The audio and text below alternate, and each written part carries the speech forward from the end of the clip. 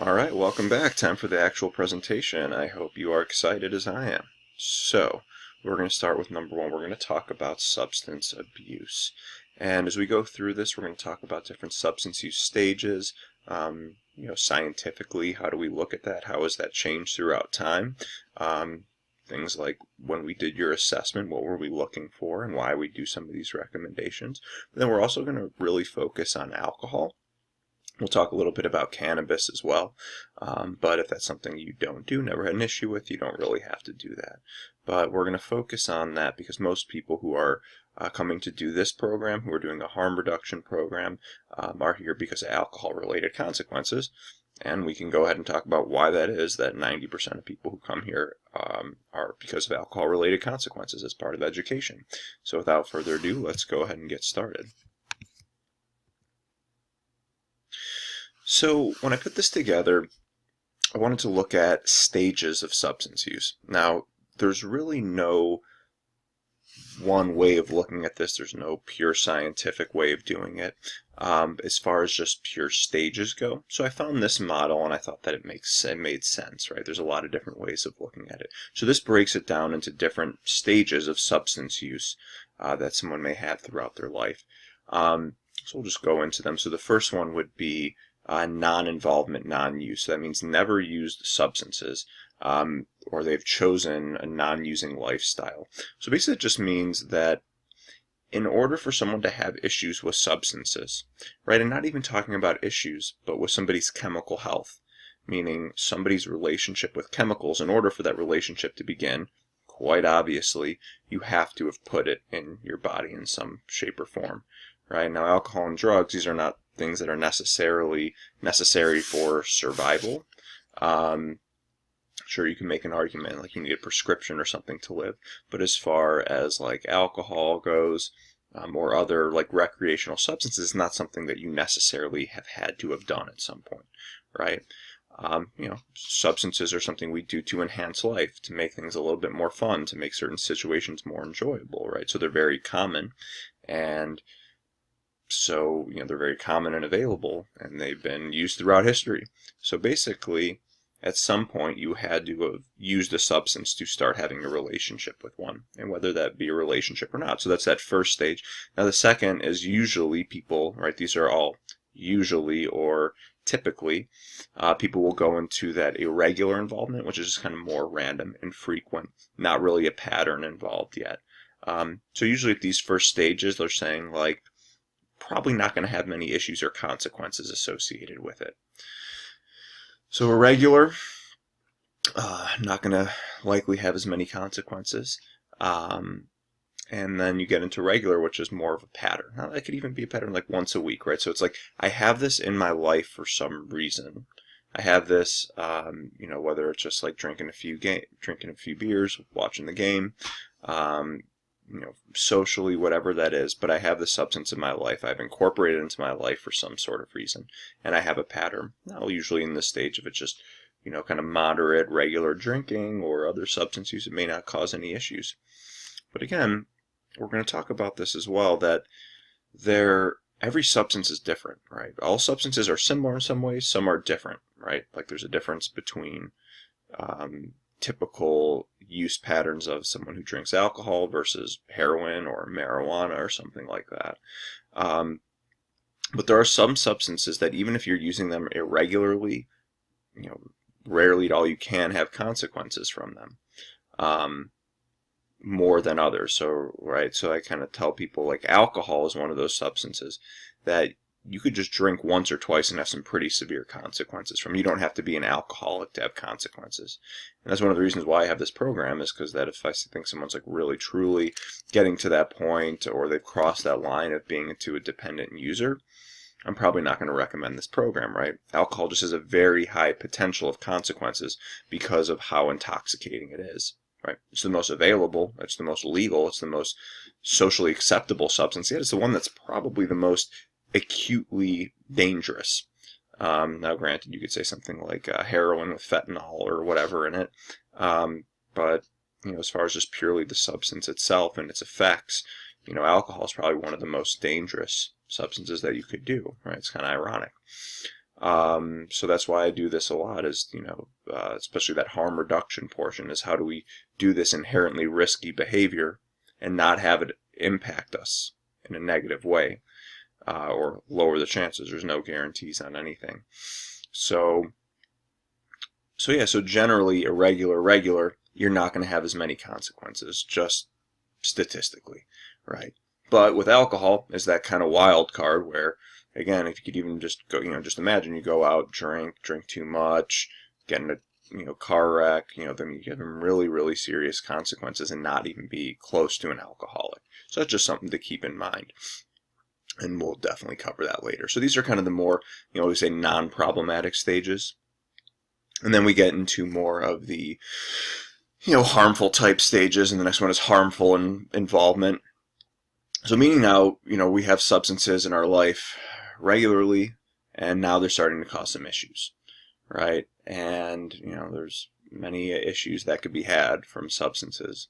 But when it comes to harmful use, we're starting to see some consequences. Now that could be issues with work, issues in relationships, family, health, legal, right? So you're starting to see some issues, right? It's not, usually with substances, there's an upside and a downside to them. And when you first start off, there's a lot of upside and not much downside. Hey, this is just fun, feels good, whatever, not having many issues. And generally, as someone's use progresses and becomes more problematic, that starts to shift, where they're not really getting much benefit, but there's a very high probability of downside and creating a lot of issues. So this is kind of that first stage where you're starting to have some issues. So another way of maybe looking at this is called alcohol or substance abuse. And then the higher version of that would be dependence, right? So that would be kind of more of a traditional addiction model of what we would see. And that would be use despite consequences, right? So I'm having all of these issues, having all these consequences due to the substance, and yet I'm still doing it. I'm having a hard time. Now, a lot of people like that, when they're not using, someone who's in the dependent stage, it's really uncomfortable, right? Maybe even they go into a state of withdrawal. They have cravings. You put a lot of time and energy. And really the way I look at it too, another way of looking at it is just where is it on the priority list? So let's just say with drinking. How much of a priority is drinking? What are you willing to put first? And now a lot of times when you get to that late stage alcoholism, drug addiction, it becomes before everything. You will miss family functions, you will miss your daughter's first birthday, whatever it is, because you need to have that substance. It's like a medication. It's like, if I don't have this, I'm not going to live. It literally feels that way. Now, you could be in the dependent stage and not even quite be nearly at that level, right? But you could still be a dependence. It could still be, but it's, again, on a scale, and usually as you start to get to dependence, things are getting worse. Right? It's a progressive, right? It's a disease model, right? It's a progressive illness is what they say. And that's true for quite a lot of people, is that, these things are getting worse before they're getting better if you kind of cross into these stages and you don't do anything about it. Now, we use that term chemical health, and that's like the most kind of recent and relevant term we use for people and substances, because it's kind of saying that, like, we put chemicals into our body. Most of us do in some way, shape, or form, right? And we could do it in a healthy way, or it could be in an unhealthy way. And that could change, right? So many of us say, oh man, my college days, boy, let me tell you, I used to, throw down, but now not as much, right? Or maybe people, used to be much more tame, and then all of a sudden they start to drink more later in life, and so it changes, right? So someone's chemical health is constantly changing and evolving with how they relate with substances in their life. And it's so common that that's just something that should always be looked at when looking at physical health, mental health, but chemical health too, because it plays such a big role in people's lives a lot of the time. So I tell people a lot of times when you get into these last stages of dependent involvement, it's like you've crossed a line, right? When it gets to that point where you have some of these severe consequences and you keep using, well, it's really hard to go back. As I said, that you could kind of bounce through the stages, right? You can go, so a lot of times maybe you're going to start at non-use, or regular, maybe it's regular, maybe it goes back to a regular, maybe it goes into harmful, but then you're like, okay, wait, there's some consequences here, so I'm going to go back to none. So you could kind of bounce around these stages, and a lot of people do. Now, a lot of times when you cross into this dependent involvement, though, you've made significant changes in your brain, and for those people who cross this line, it's really hard for them to go back, right? To even go back to a regular involvement, it's really hard. Some people are able to do it when they have that abuse going on, but it's like a lot of times they need to make significant change and they need a long period of abstinence before, again, maybe they can realistically go back to something regular or irregular, right? So people do bounce around, but again, once you cross that line, it becomes really, really hard if you have a more later stage of addiction. So that's just something to keep in mind. So these two stages, like in this model of harmful, or let's say abuse and dependence, how we used to look at it, it's when we do diagnosing as a mental health substance use clinician, we're looking before at, is there abuse or dependence, right? So it's kind of one level or the next level. And there's just a list of symptoms, and basically is if you meet a certain criteria, you're abuse. If you have more, it's harmful. It's dependence. So abuse versus dependence. We've changed it up as of recently, and I'm going to show you in a sec what that looks like. But instead of having abuse and dependence, we just have a substance use disorder at 3 levels, 1, 2, or 3, and that's based on the symptoms. So in a very simple way, when we're doing the assessment, that's what we're looking at is, do you fit these criteria? Do you, and these are some of them listed here. But there's a list of, I believe, 12 of them. And if you meet like 2 to 3, it's going to be mild, moderate, or severe, and we'll show you the numbers there too. So let's go take a look at that, because I think that's super important. So here we have an example of one of our assessment forms, right? And we look at substance use. And here, right out of the Diagnostic and Statistical Manual, what we use basically is for diagnosing and medical coding, so that this could be billed by insurance for some things. Right, so in order for this to be, a treatable service, it has to, you have to have a diagnosis, right? So that's why we came up with this. Is here's our best chance, right? With mental health, substance abuse, so it's more of patterns, right? It's not always, I can't give you a blood test always and say, yep, this guy has substance use disorder. Now maybe if you have alcohol in your blood, I could say, okay, well maybe that's a pretty good indicator, but we're really looking at some of these behavioral clusters. Symptoms. So like substance is often taken in larger amounts over a longer period of time than was intended, right? For all of these, it's kind of recurring. So we're looking at the last 12 months for a current use disorder. And over the last 12 months, did these things happen recurrently? So not just like one-time things. So taken in larger amounts over a longer period, being like, all right, I'm going to just go out and I'm going to stick to 1 or 2, and then all of a sudden I'm just blacked out. And then that kind of goes with these persistent desires or unsuccessful efforts to cut down or control the use, right? So saying, all right, I'm going to try to cut back. I'm going to try to quit. I'm going to go 3-4 days. And it just becomes these attempts to control that usually don't end up working for very long. Sometimes it's like, okay, yeah, I was able to stop for a few days and then I'm back. But a lot of times you'll see that with people with substance issues. A great deal of time spent in activities necessary to obtain, use, or recover from the substance's effects. So basically just like, so I was talking about that priority list, is the higher it gets in the priority list, the more time, energy, thought goes into substances. How important is this in your life, right? How much time, how much of your money is, so it's like how much energy is going into, how much of your mental bandwidth is going into substances, right? Usually as things get worse, more and more time, effort, and energy is put into it. Cravings or strong desires. Kind of funny for this one, I always ask, do you have cravings? And everyone just says no, and I don't understand that per se. But then I say, okay, well, look, let's say, looks like your pattern was drinking like 4 or 5 times a day. If you went for a week, like, are there ever times that you really, really want to use it? Oh, yeah, right. So craving, just like, it's like a hunger, right? It's like, let's just say, like, normally you go to a football game, and when you love drinking when you go, and I say, all right, go to the football game and don't drink, right? Do you crave it? Now, I think there's a difference between a craving and urge, right? Just because I crave a cheeseburger doesn't mean I'm addicted to a cheeseburger per se. But a lot of times with substances, you'll have these cravings and real strong desires when you stop. Because a lot of people, the time they say no, and then you realize, well, that's just because they keep using it, so they don't really crave it as much because they're almost taking it like it's a medication. Next one, recurrent substance use resulting in failure to fulfill major roles, obligations at work, school, or home. So it's like, again, back on that priority. If I'm putting more energy into my using and I'm not doing it into school, my work, my home life, those things are going to suffer, right? So wherever does not get my attention is going to suffer. And so a lot of times you see people have recurrent issues, right? It could be the DWIs and it affects their work, the relationships at home that are, and I guess for this one, they're more talking about like keeping my house clean, right? So more of like responsibilities and obligations. Other one is, the interpersonal issues, right? So this is like if I'm having issues with other people in my life, if other people are like constantly criticizing me, if it's causing trouble in my relationships, that's going to be an indicator. Another one, giving up, things that I used to like to do, right? So it could be like work, social, recreational.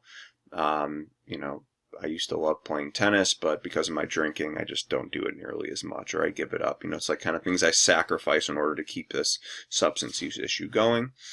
Putting yourself in physically hazardous situations. So one of the big ones there is like drinking and driving. If you are currently doing that, that's putting yourself in harm's way. Maybe someone who's in overdose potential. But yeah, so basically putting yourself in physical harm. This one, so basically this is, just to put this simply, if you have like a physical, psychological, mental health, if there are issues that alcohol makes worse or substances makes worse, and you keep doing it, right? So it's like if I have depression and I know that when I drink it makes my depression worse, but I keep doing it anyway, or if I have a liver issue and I keep drinking and I keep, and it keeps making the issue worse and I keep doing it, right? That's another indicator. And another one is a tolerance. This is pretty common, that you build up a tolerance the more that you use. But, with any substance like, drinking alcohol, it takes about 1 or 2 to get you buzzed, and then after a while you need about 5, 6, 7, right? So this is looking pretty, when I'm looking at pretty significantly because, if you're drinking somewhat regularly, you're going to have more of a tolerance than what you did before. But sometimes people, I'm looking at it, do you have a significant tolerance? Does it take you 10, 15 beers to even get buzzed? That's an extreme example. But is there evidence that your use has increased to get that same effect that you wanted? And the last one's probably the most significant one, or the most severe, is like a withdrawal. Right? A lot of substances like alcohol, heroin, pretty much every substance has withdrawal effects. And I think that's a myth too, that people think that, like weed doesn't have withdrawal or anything like that. Now, you don't think about it as much, or even like something like meth, because it's not dangerous to come off. Like something like alcohol, benzodiazepines, and heroin are all, highly, highly uncomfortable. Opiates isn't usually dangerous, but something you could die. Like people very often have seizures from alcohol. Is pretty much the worst one, which people don't realize. Again, the most tolerated substance, and again, it could be one of the most dangerous ones when you get into a later stage of addiction with it. So, if there's any withdrawal, right, or even with weed, like if someone who smokes weed 3 times a day or daily and they go a couple days without it, they have trouble sleeping, they have trouble eating, right? It really affects their appetite, mood, right? So that's all an effect of withdrawal. So if I'm using a substance to regulate my body in some way, when I get off of it, there's going to be a rebound effect, right? It's going to like bounce me back, and then I need to come back into homeostasis after, right? So if I'm regulating my bodily function with anything and I stop doing it, there's going to be a rebound. So something to remember. So basically, those are all the symptoms we look at. Like when I was doing your assessment or someone else is doing your assessment, that's what we're looking at. There's some subjectivity. There are probably some other indicators and symptoms that aren't on there. This is not a perfect way of doing it. So when we look at it, okay, if it's 2 to 3 of these symptoms, it's mild. 3 to 4 to 5, moderate. 6 or more is severe. Okay, is that a perfect way of doing it? Does that, can I do a blood test and know if you're mild, moderate, or severe? No. Right, so this is just this is the best way that they've done it and conceptualizing it. It's not terrible. I do think it's a little sensitive, right? So I think it's, you could have some issues with substances, have 6 symptoms and be severe, but you may not be the homeless guy on the street or whatever who's, just drinking vodka around the clock, right? So there's a big difference between maybe that person who has 6 and that person, but it's all considered severe. So that'd be probably my biggest criticism of it, is that it's a little bit of a sensitive scale. And that there could be maybe more categories and ways of looking at it. So, yeah, that is how we're looking at it. Let's go back to Stages. So yeah, so that's the stages. So so here we're going to take a opportunity to do the first exercise. What I want you to do is you could kind of go back, and I'll show you one more time, is these stages of non-involvement, and that just means have never used at any point. Or you could say just not using it all for the moment. Irregular, regular, harmful, or abuse, or dependent. Where do you lie right now? Right? And maybe there's, a lot of times people come here, I got a DUI 3 months ago and I haven't drank since then, so I'm irregular. Okay. So where are you at now? And then also, where have you been at in different points of your life? So, so taking a look, where am I now? Was I at a higher stage before, earlier in life, like in college? Was I more of a harmful user and then I went down? So maybe list a couple of the stages of where you've been at in your life and where you're at right now. So just take a few minutes to think about that and write that down, and that'll be something you go and discuss later with your counselor. One quick thing to go back and look at too is remission periods, right? So we look at remission as like if you've had no consequences, and not even saying not using, but having no consequences within the last 3 months, you're in early remission. If you're 12 months, it's in sustained remission, right? So if you had an alcohol use disorder before, if you met the criteria, it doesn't mean you're that for the rest of your life, but it then becomes in remission. Right, just like cancer or any other disease that goes into remission, which just means I'm not having these consequences, right? Or the other way of looking at these consequences are really symptoms, right? So these are symptoms. So yeah, so maybe sometimes that, when people come to me, I maybe would have recommended treatment for them, but they've been doing really well the last 4 or 6 months. So say, okay, we'll do a lower level because you've shown that you've been able to, not have consequences from it. So yeah, just take a minute for that, and we will check in just a minute with our next section.